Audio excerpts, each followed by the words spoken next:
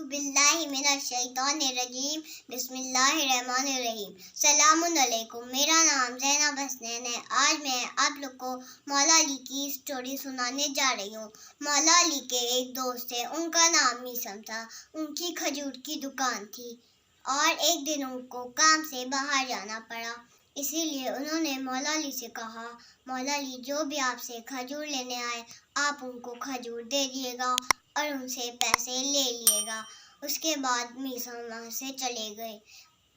वहाँ पर एक लड़का आया और उसने मौला अली से खजूर लिए और पैसे दे दिया, और जब वो घर पहुँचा तो खुश होके बोला कि मैंने तो आज उनको धोखा दे दिया।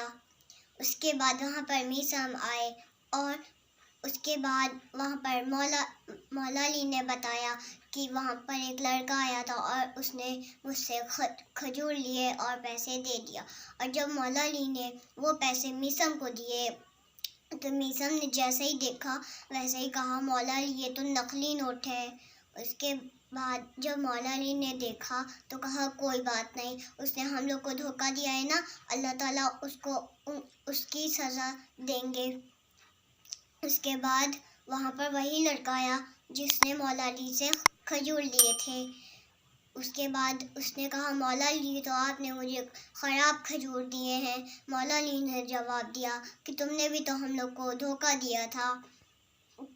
उसके बाद वहाँ पर जो खजूर मौला अली ने उस लड़के को दिए थे वो उन्होंने हाथ में लिया और दिखाया कि ये तो एकदम सही खजूर है। इस स्टोरी से हम लोग को ये सबक मिलता है कि हम लोग को कभी किसी को धोखा नहीं देना चाहिए और झूठ नहीं बोलना चाहिए।